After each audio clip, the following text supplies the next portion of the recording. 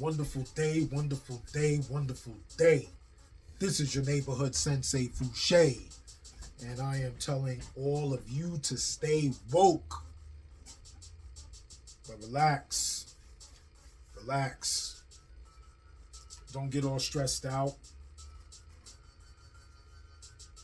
Grab whatever necessary tools that you need in this moment of value and be prepared to take some notes.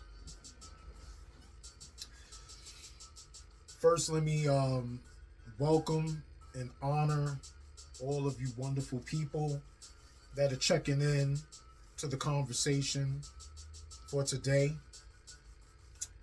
We've been covering the power of now in our main subject focus, itemized out into specific conversations covering every chapter and dissecting every chapter in conversation breakdowns.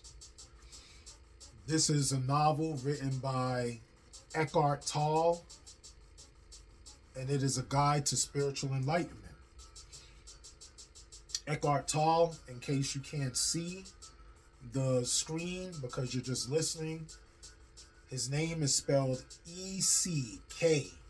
Eckhart. Last name Tolle. Eckhart Tolle. And this is a guide to spiritual enlightenment. Now, before I get into main subject matter, well, the topic or the subject, the chapter that we were just starting is called Portals into the Unmanifested. And we're about to go into our second conversation in regards to that. Now, one thing I was thinking about, prior to this recording here is distraction. And that's something that we were covering a lot yesterday. You know what I'm saying? Like, people in generic or general, random, regular, mainstream, they're very fidgety. They really can't be still. And I know in our conversation yesterday, in discussion to the chapter, we were talking about stillness. And a lot of people are like grown children. You know how children, young children, are always so active, and they say they have a lot of energy, but it's energy that isn't really concentrated. It's just random energy all over the place. It's like chaotic energy. You know what I'm saying? And when you take them to these daycares, the daycare providers, their job is to try to, organize and keep in a specific enclosement of safety all of this, uncontrolled, energetic being. You know what I'm saying? Because these are underdeveloped minds. You know what I'm saying? But then you got grown folks that just don't have any calm. You know what I'm saying? And that is a grown standard of common immaturity. You know what I'm saying? When you have an enlightened maturity, there is an understood stillness that is necessary to apply. You know what I'm saying? Like, one thing I was taking into note right quick is, when you have a conversation with someone and they always like cut you off, and when they cut you off, it's not even to add on or, educate beyond what you may not know. They cut you off and change the subject into something different than what you were specifically speaking about.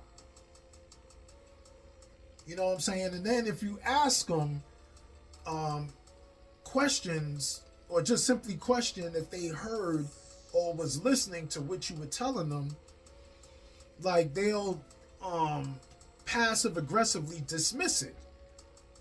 Yeah, I was listening to, I remember you were saying something about such and such, and yeah, but anyway, yeah, I'm starting to tell you about such and so on and so forth.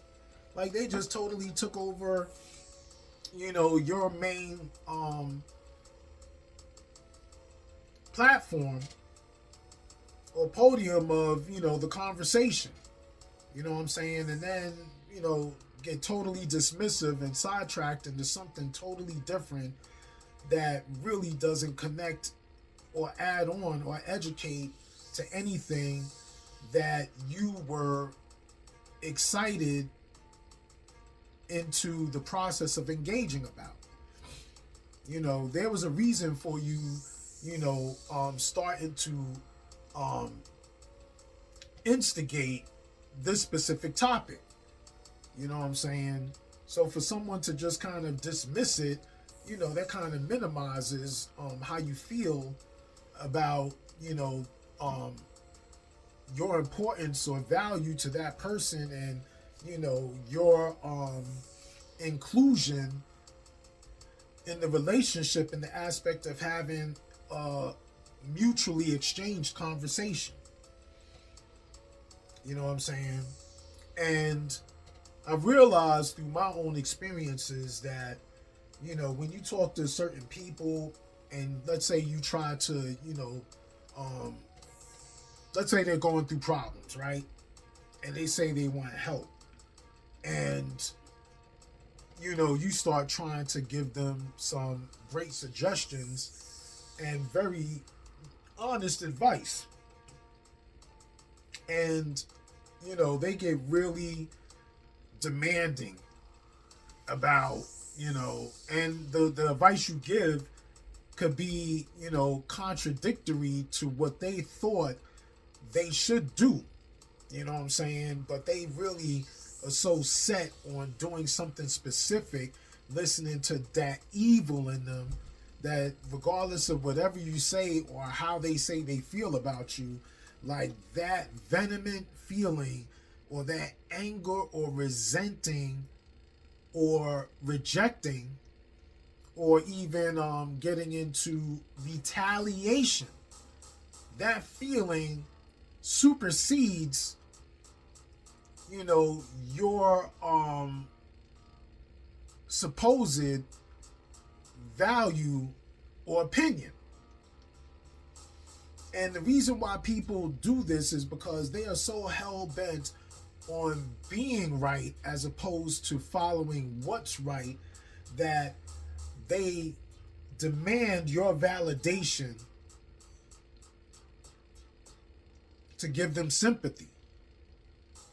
Like they want sympathy so bad that the way they demand it is through validation, using that aggressive form of argument, trying to tell you, nah, man, you don't understand, or you don't know what I'm talking about, man. Like, look, man, I really, and they're trying to convince you to tell them what they want you to tell them, or what they want to hear. They want you to tell them what they want to hear, and they will try to sway you into speaking in that direction,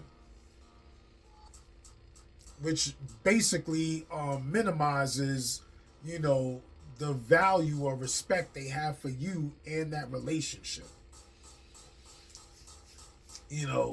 Those type of people are always ready to speak before they hear. You know what I'm saying? No matter what and when they know that you're going in a direction that contradicts their evil speech that they need validation of, they're gonna cut you off and start speaking over you in order for you, or to convince you, or verbally manipulate you into falling in line with how they want you to think in agreement.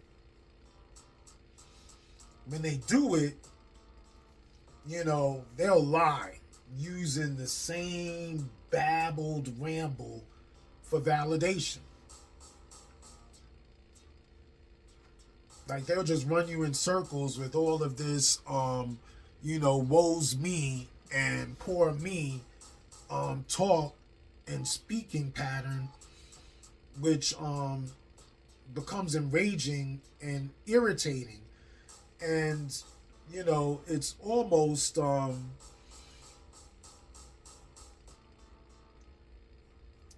disrespectful, to the person that is supposed to have a high respectability of opinion. You know what I'm saying? Supposedly that's why a specific person asked you, or whatever person, in regards to this relation of topic. That's why they ask them for their advice, because they supposedly want help, but really they don't want the help. You know what I'm saying? They just want for you to validate, like, their anger or their retaliative thought processing.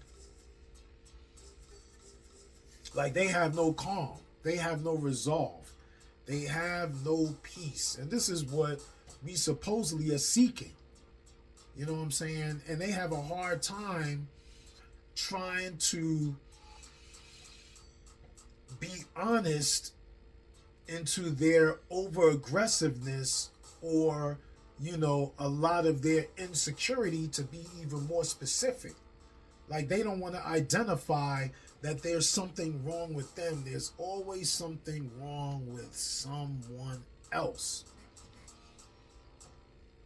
And they're like restless children, just straight immature, can't settle, always fidgety. You know what I'm saying? So when it comes to these people, I always, and myself, let me speak for myself. And myself, I've been in places where I could sit quietly in a secluded area for at least an hour. I've done an hour and a half. I've done 2 hours. Then I get overly tired. I don't want to fall asleep in a public, park in the wrong time of day. Not that it's dangerous, you know what I'm saying? But they have curfews, you know what I'm saying? And I'm not trying to have unnecessary conversations. So, yeah. Can you sit in a quiet environment for an hour? Or do you need, or will you immediately run back to some public area of high volume noise and distraction? Not even specifically to talk to people that you don't like, you know what I'm saying? But just to be around people. Like, realistically, can you sit in solitude alone from all distractions for an hour? How about a half hour? I'll even ask you if you could do it for a half hour. Like, challenge yourself. I mean, I know what I could do. This ain't about me, you know what I'm saying? This is about trying to help you. I put in all this education over the years to help myself. But ask yourself, can you do this? Can you stay off of social media for 3 days? I mean, I shut down for a week before. I know people that have shut down for a month. I've done a couple of weeks. I'm just, really random more than anything, and that's just to keep a certain interaction into, short videos of the long version of this, I'll just kind of throw these little clips out there just to gravitate audience to this greater platform. You know what I'm saying? But, social media, can you stay off of that for 3 days? How about a day? Can you stay off of social media for 1 day? How about 3 hours? 3 hours. 3 hours. Put your phone down. Put it somewhere else in a whole nother part of the house or your apartment or whatever dwelling. You know what I'm saying? Turn off the sounds completely. Don't even have it on vibrate. Like, go hide it somewhere. Put it under a pillow underneath the sheets in your bed. You know what I'm saying? Can you do that? How about even if it's right in front of you and you say you have enough willpower to do that right in front of you? How about if you hear or get some kind of intuition or feeling, just like, hey, let me check my phone. I think so and so usually text me. Let me check and see if they hit me up. Like, forget that. How about ignore all messages for 1 full day?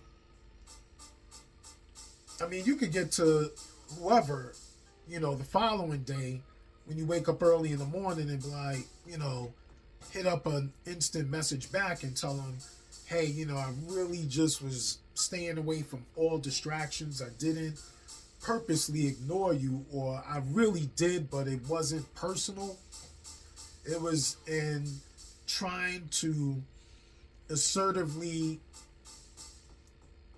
create a different practice that's going to hold a higher value to keep me away from distraction.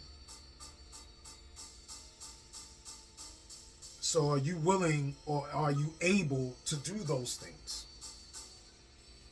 And I'm not talking about, you are expecting, let's say, you have to correspond with your boss because of the specifics of your job, and you have to, be pretty much available for more immediate response because it's dealing with serious business relation. Or, let's say it deals with medical. You know what I'm saying? You're trying to hear from doctors. Or it's a job. Anything with the job, serious business, or serious health. Like, in that regard, keep it readily available. But remember, if you have those circumstances, you'll be aware of what's coming in, but you also have control of what you send out.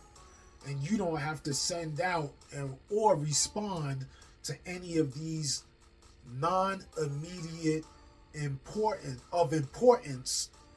instant messages. Like, let it go for a day and then get back to it the next day. Try that out.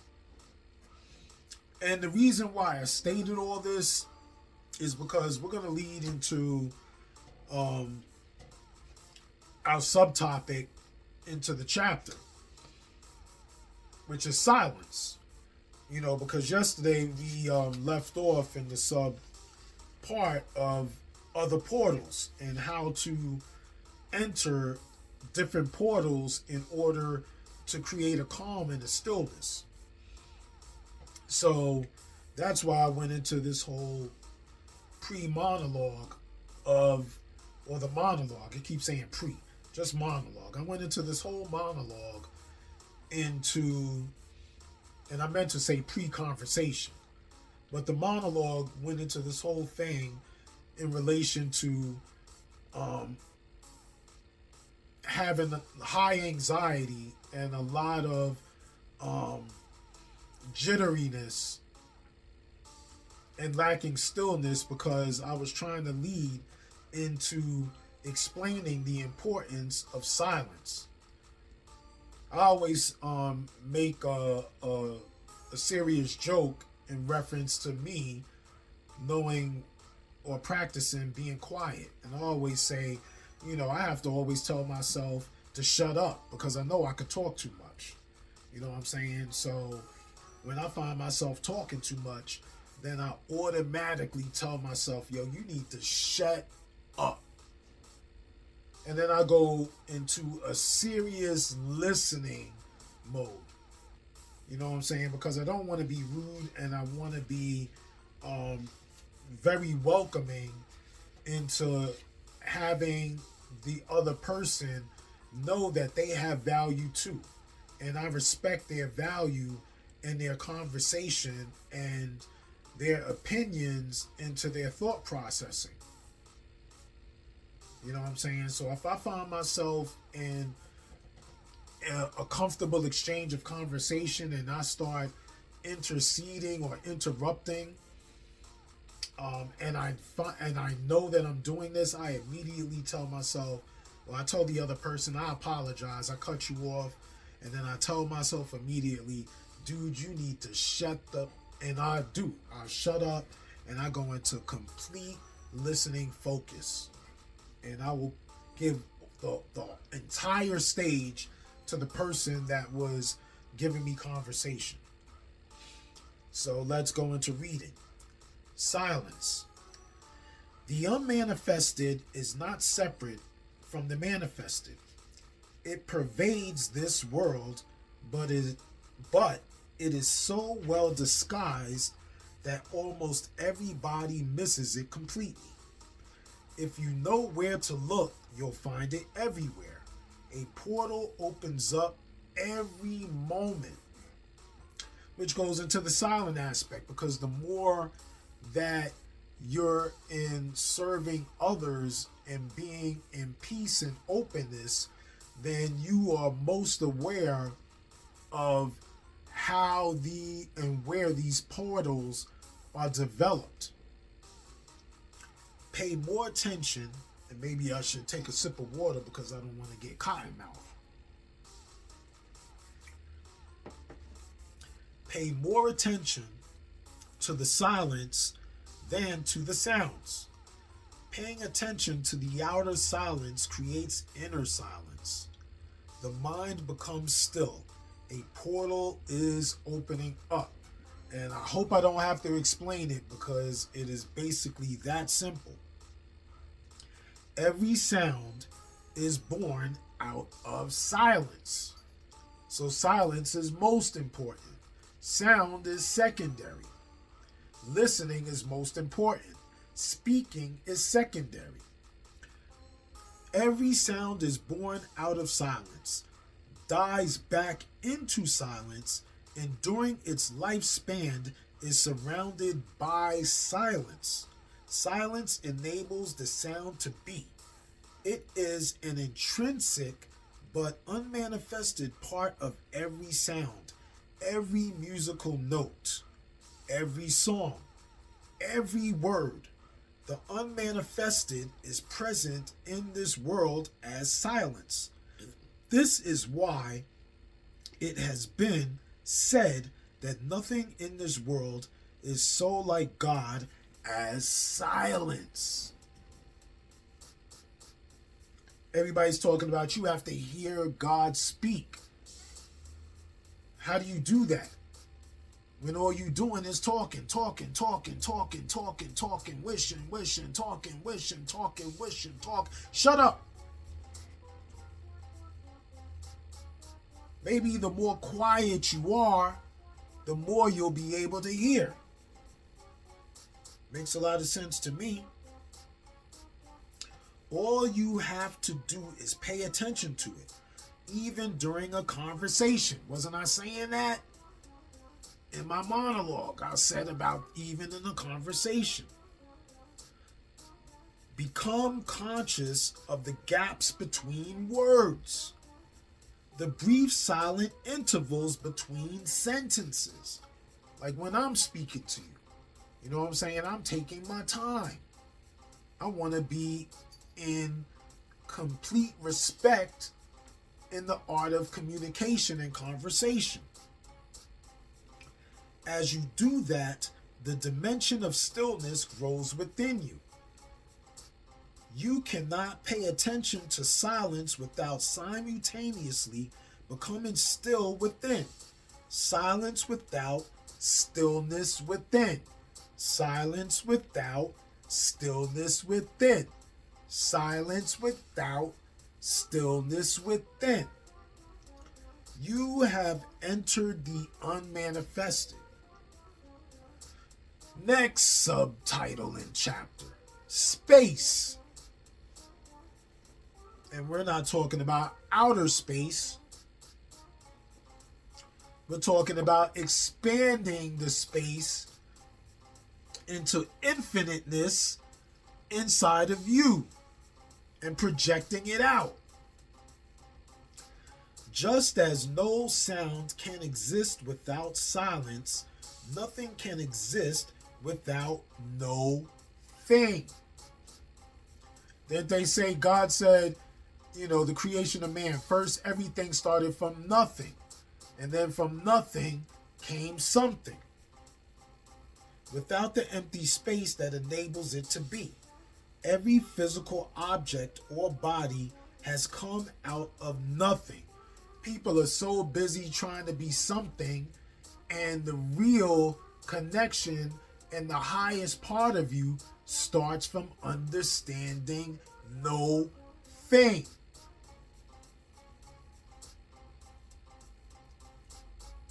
Not only that, but even inside every physical body, there is far more nothing than something. Too many people are trying to be somebodies. Why don't you focus on being nobody? Because your body is more limited than the deep consciousness, the deep God, the deep enlightenment inside of you. That takes nothing. Physicists tell us that the solidarity of matter is an illusion. When everybody is familiar with the Matrix movie. And if you know common reference and talking about how, spiritual are, I looked at the Matrix. Matrix was so dope. They were saying that in the Matrix, solidity is a matter of illusion. What's really real? Even seemingly solid matter, including your physical body, is nearly 100% empty space. So vast are the distances between the atoms compared to their size. The size of these atoms are so microscopic and they hold so much space in between them. But we don't know that because our perception isn't that deep. What is more, even inside every atom, there is mostly empty space. What is left is more like vibrational frequency than particles of solid matter. More like a musical note, a frequency, a wave. They say about breaking the barrier of speed, breaking the sound barrier, traveling faster than the speed of light. Buddhists have known that for over 2,500 years. Form is emptiness, emptiness is form, states the Heart Sutra, one of the best known ancient Buddhist texts. The essence of all things is emptiness. The unmanifested is not only present in this world as silence, it also pervades the entire physical universe as space, from within and without. The yin and the yang, right? The two different opposites connect to the one.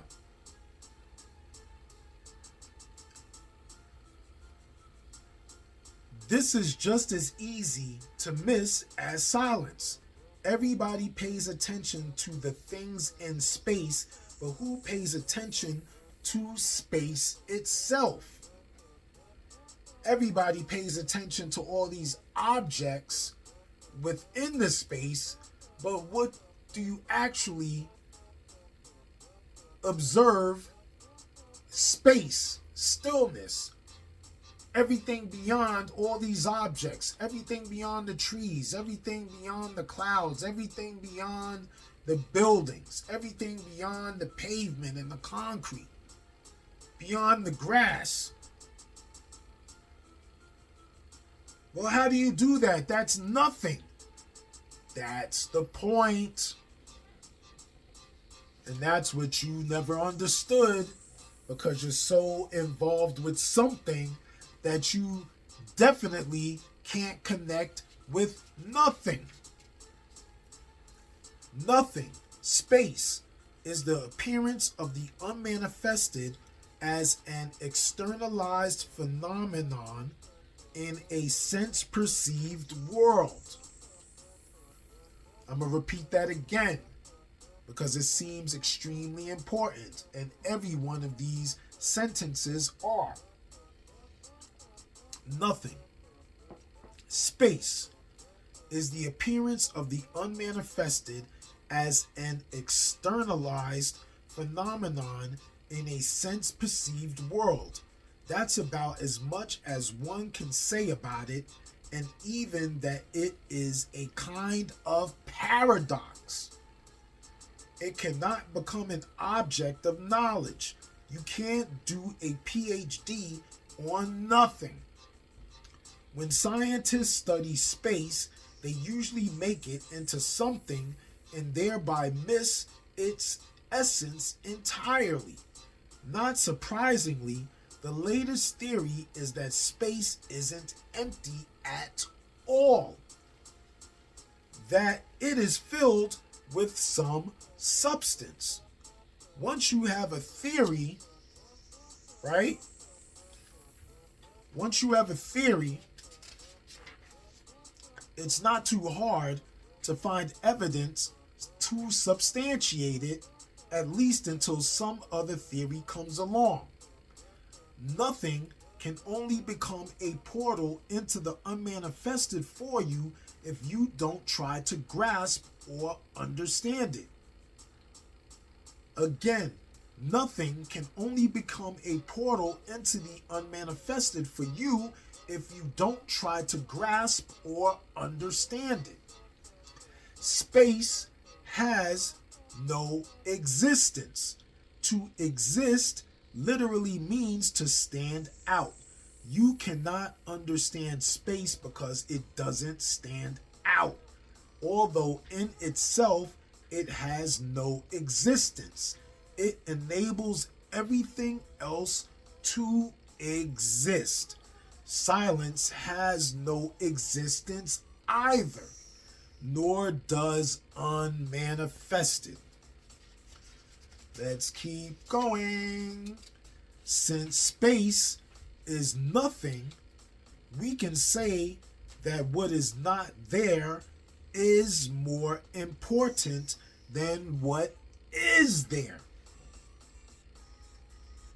I keep talking about these possessions, these objects. You need to let those things go, because if you don't let them go, you will never be able to be deep enough to understand God. All you're going to continue to do is be surrounded by devils.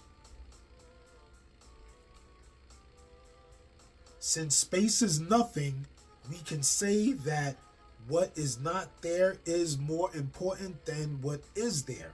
So become aware of the space that is all around you. Don't think about it. Feel it as it were. Pay attention to nothing. That's how they say when you talk to God, right?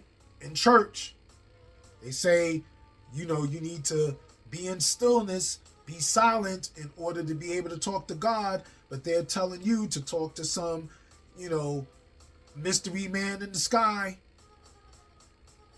And that's the wrong connection. You know what I'm saying? That's why you keep missing it. Right? It's the wrong number. wrong number, dial again. You know what I'm saying? All as you do that, a shift in consciousness takes place inside you. Here is why. The inner equivalent to objects in space, such as furniture, walls, and so on, are your mind objects. All these things that you bought for your home, all these things that you possess, your car, you know what I'm saying, clothes, all of it. Thoughts, emotions, and the objects of the senses. And the inner equivalent of space is the consciousness that enables your mind objects to be, just as space allows all things to be. So if you withdraw attention from things, objects in space, you automatically withdraw attention from your mind objects as well. In other words, you cannot think and be aware of space or of silence, for that matter. By becoming aware of the empty space around you, you simultaneously become aware of the space of no mind, of pure consciousness, the unmanifested. This is how the contemplation of space can become a portal for you. Space and silence are two aspects of the same thing, the same no thing. They are an externalization of inner space and inner silence, which is stillness, the infinitely creative womb of all existence. Most humans are completely unconscious of this dimension. Excuse me. I had to burp. There is no inner space, no stillness. They are out of balance. In other words, they know the world, or they think they do, but they don't know God. And I was just saying that before, you know what I'm saying? Because they tell you in your common Christian talk, like, you need to be silent in order to hear God. But they're telling you that you're supposed to hear from outside of you, not inside of you. And that's the big difference. That's why you keep getting the wrong number. You know what I'm saying? There's no pickup. They can't pick up because they're not even available. They don't even exist. You know what I'm saying? That's why the phone keep ringing and there's no answer. Nothing real can be threatened. Nothing unreal exists. Herein lies the peace of God in you. If you remain in conscious connection with the unmanifested, you value, love, and deeply respect the If you remain in conscious connection with the unmanifested, you value, love, and deeply respect the manifested and every life form in it as an expression of the one life beyond form. You also know that every form is destined to dissolve again, and that ultimately nothing out here matters all that much. You have overcome the world, in the words of Jesus, or as the Buddha puts it, you have crossed over to the other shore. The true nature of space and time. And this will be the last thing that we're going to cover before we go into ending this conversation. Now consider this. If there were nothing but silence, it wouldn't exist for you. You wouldn't know what it is. Only when sound appears does silence come into being. Similarly, if there were only space without any objects in space, it wouldn't exist for you. Space comes into being the moment the one becomes two, and as two become the 10,000 things. That was the whole creation of the heavens and the earth in the Genesis, beginning of the Bible. As Lao Tse calls the manifested world, space becomes more and more vast. So world and space are so world and space arise simultaneously. Nothing could be without space, yet space is nothing. Before the universe came into being, before the Big Bang, if you like, there wasn't a vast empty space waiting to be filled. There was no space, as there was no thing. There was only the unmanifested, the one. When the one became the 10,000 things, suddenly space seemed to be there and enabled to the many to be. Where did it come from? Was it created by God to accommodate the universe? Of course not. Space is no thing again. They keep trying to connect it to something, and it's no thing. Space is no thing. So it was never created. It just been. They spent too much time trying to explain it rather than just saying that it just has been. It was way before you, so why are you trying to explain it? It just be. The thousands of stars you can see with the naked eye are no more than an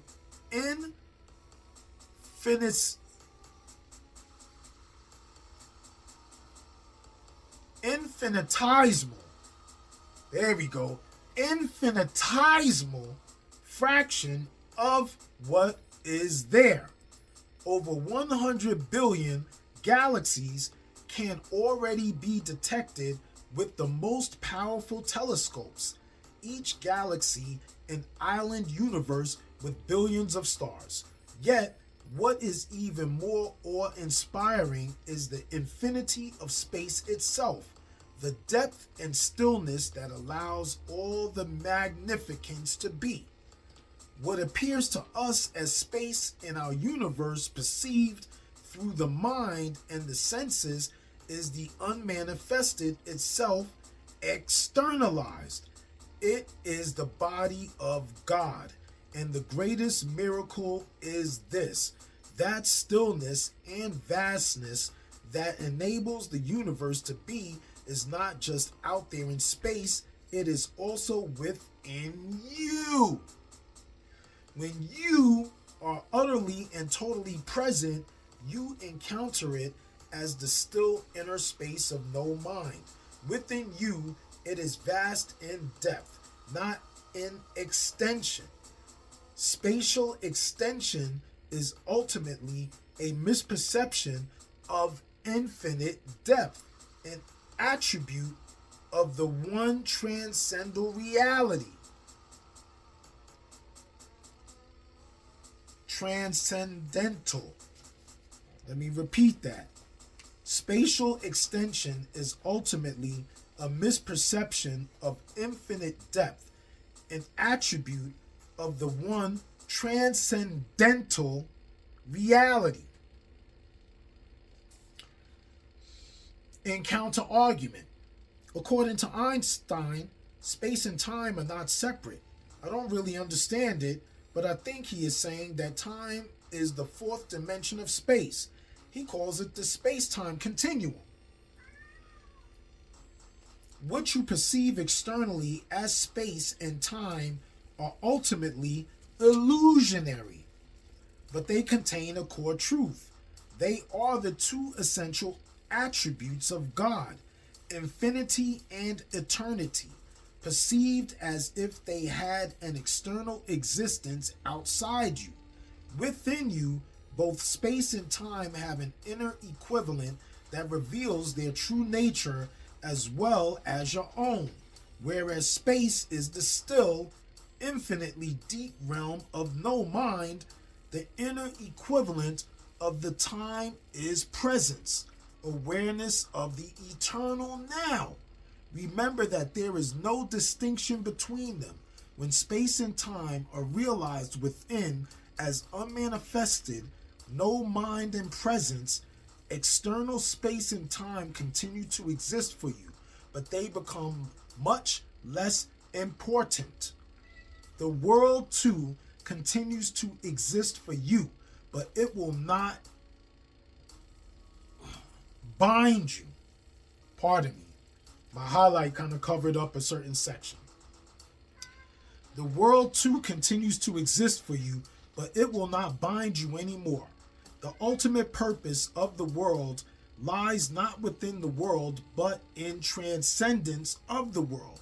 Just as you would not be conscious of space if there were no objects in space. The world is needed for the unmanifested to be realized. For all this madness and all this craziness, that is what is needed in order for you to reconnect and realize what you're not interested in. If there were no illusion, there would be no enlightenment. It is through the world and ultimately through you that the unmanifested knows itself. You are here to enable the divine purpose of the universe to unfold. That is how important you are. And once what they was basically saying at the end is, it's like, once you get a taste of the sin, like you get all invested in the sin until you get so worn out by all that sin that's when you truly realize and appreciate the long time that you have lost being back into connection with your true self. You know what I'm saying? And that's what they were basically stating at the end. This is going to complete our reading chapter. And tomorrow we're going to go back into this and we're going to go into conscious death. That should probably begin towards the last end of our conversation. And just to keep it real, let's just finish it because I'm really at the end of the chapter. So let's just continue and then we'll end into tomorrow. So conscious death. Most people carry too much residual resistance, too much fear, too much attachment to sensory experience, too much identification with the manifested world. So they see the portal, turn away in fear, and then lose consciousness. Like they get so scared by having to give up all these pleasures that they've identified with so much, but they want, to be one with God, but they don't want to give up all the conditions to be one with God. You know what I'm saying? They basically want their cake and eat it too. So instead of be with God, you know what I'm saying, they'll just, wait another day and hope that things change or that the rules of getting deep within change. They want a shortcut, but there never is any shortcut. Most of what happens that is involuntary and automatic. Eventually, there will be another round of birth and death. Their presence wasn't strong enough yet for conscious immortality. They're just going to cycle into the merry-go-round of problems and troubles and worry, depression. Approaching death and death itself, the dissolution of the physical form is always a great opportunity for spiritual realization. This opportunity is tragically missed most of the time, since we live in a culture that is almost totally ignorant of death, as it is almost totally ignorant of anything that truly matters. Every portal is a portal of death, the death of the false self. When you go through it, you cease to derive your identity from your psychological mind-made form. You then realize that death is an illusion, just as your identification with form was an illusion. The end of illusion. That's all that death is. It is painful only as long as you cling to the illusion. And that's going to end our chapter. And that's going to end our segment.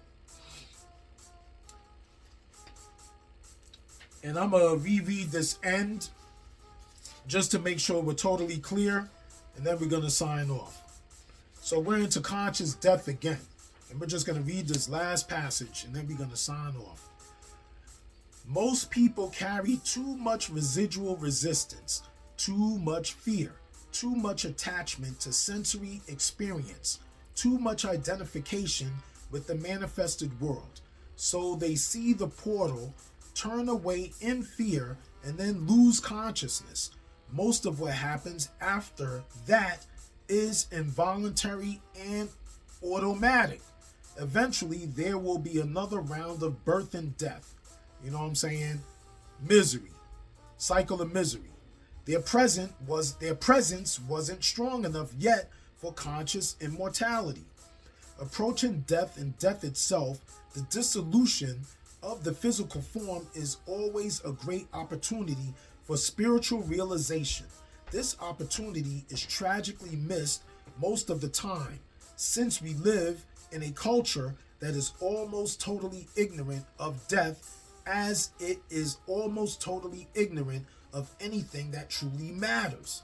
Every portal is a portal of death, the death of the false self.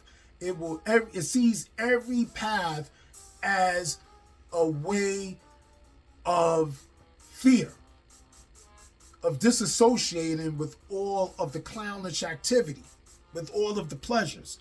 It doesn't want to really be free or be one with God. You know what I'm saying? So this opportunity is tragically missed most of the time, since we live in a culture that is almost totally ignorant of death, as it is almost totally ignorant of anything else that is truly matter. That truly matters. Every portal is a portal of death, the death of the false self. When you go through it, you cease to derive your identity from your psychological mind-made form. You then realize that death is an illusion, just as your identification with form was an illusion. The end of illusion. That's all that death is. It is painful only as long as you cling to the illusion. This is your neighborhood Sensei Fouché, telling all y'all to stay woke. Tomorrow's another day. So take a moment, relax, breathe, meditate.